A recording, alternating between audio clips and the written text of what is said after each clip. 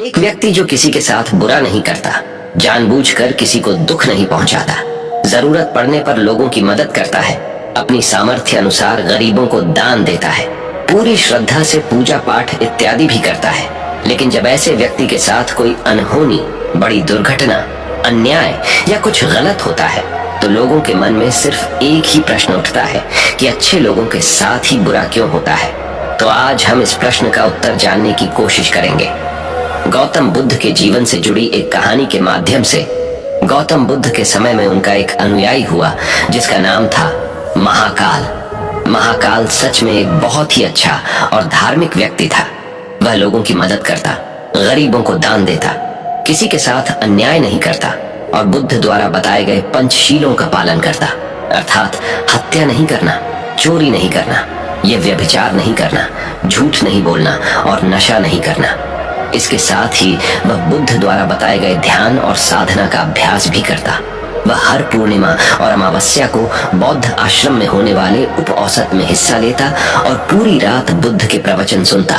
ऐसे ही एक आवश्यक के दिन उसने उपोषण किया और रात को बुद्ध के प्रवचन सुनने लगा। और सवेरे जब बुद्ध के प्रवचन समाप्त हुई तो आश्रम से निकलकर वह पास के ही तालाब में नहाने के लिए चला गया।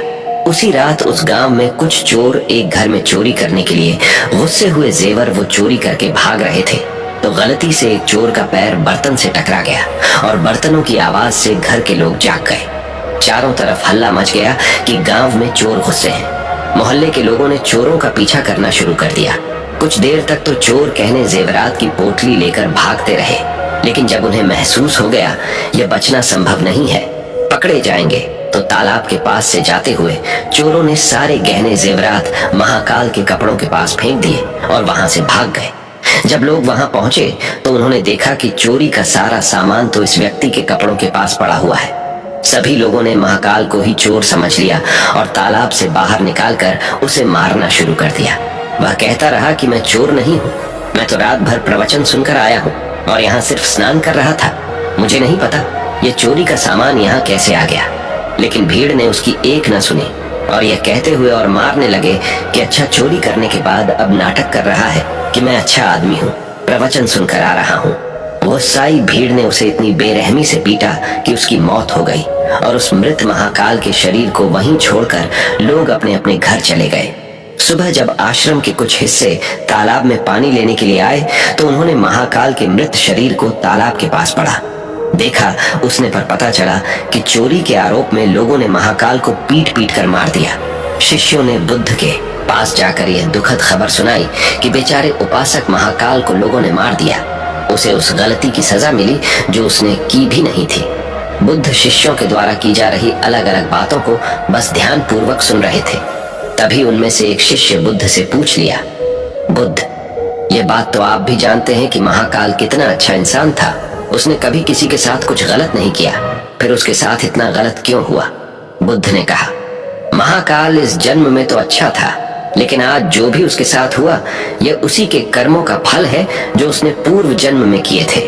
अपने पिछले जन्म में महाकाल वाराणसी के राजा के यहाँ एक राज अधिकारी था।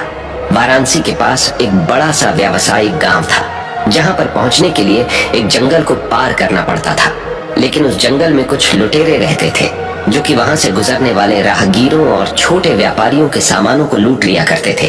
व्यापारियों ने वाराणसी के राजा से अपनी सुरक्षा की गुहार लगाई तो वाराणसी के राजा ने अपने उस राज अधिकारी को कुछ सैनिकों के साथ व्यापारियों से कुछ धन लेकर उन्हें जंगल पार कराने के काम पर नियुक्त कर दिया। राज अधिकारी महाकाल भी अपने काम को पूरी ईमानदारी से कर रहा था। वह लोगों से कुछ धन लेता और अपने सैनिक भेजकर उन्हें सुरक्षित जंगल पार करवा देता। एक शाम पति पत्नी का एक जोड़ा अपनी छोटी सी बैलगाड़ी में बैठकर राज अधिकारी के पास आता है और धन के बदले उन्हें सुरक्षित जंगल पार करवाने के लिए कहता है। लेकिन राज अधिकारी यह कहते हुए उन्हें मना कर देता है कि अभी जल्दी रात होने वाली है, इसीलिए वह उनकी और अपने सैनिकों की जान खतरे में नहीं डाल सकता। उन्हें जंगल पार करने के लिए सुबह तक का इंतजार करना पड़ेगा। वह पति पत्नी बहुत आग्रह करते रहे कि अभी रात होने में बहुत समय है, वह भी जंगल पार करा दे, लेकिन राज अधिकारी नहीं मानता और भी सलाह देता है कि वो रात भर यही रुके। उनके रहने और खाने की व्यवस्था वह खुद करवाएगा। पति पत्नी को मजबूरन उस राज्य अधिकारी की बात माननी पड़ती है। असल में उस राहगीर की पत्नी बहुत सुंदर थी, जिसे देखकर राज अधिकारी उस पर मोहित हो गया था। उस पर काम वासना हावी हो जाती है, और जो व्यक्ति पर काम वासना हावी हो जाती है तो उसे सही गलत कुछ समझ नहीं आता। वह आसक्ति की आग में जलकर अंधा हो जाता है, और यही उस राज अधिकारी के साथ भी हुआ।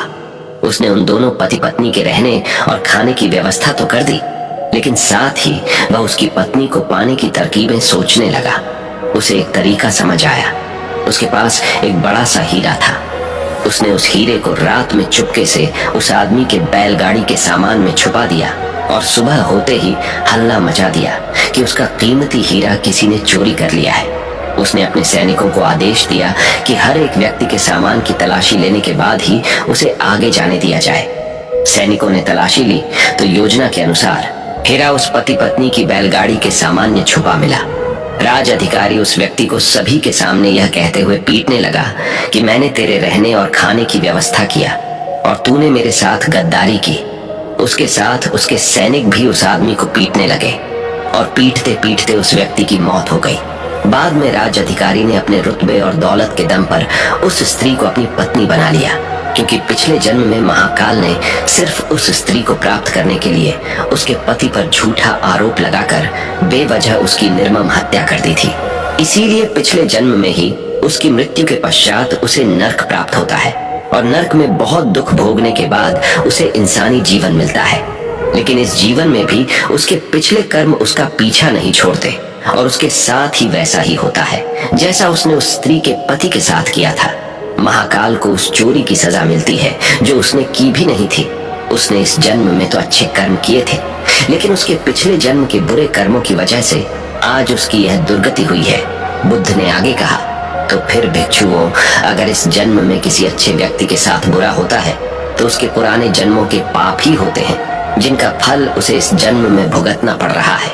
इसीलिए मैं तुमसे कहता हूँ कि अपने आज के कर्मों को सुधारो, ताकि तुम्हारे आने वाले जन्म भी सुधर जाए। इस कहानी से हमें ये सीख मिलती है कि बुरे कर्म का फल हमें न सिर्फ इस जन्म में भुगतना पड़ ही रहता है, बल्कि अगले जन्म में भी पीछा नहीं छोड़ रहता।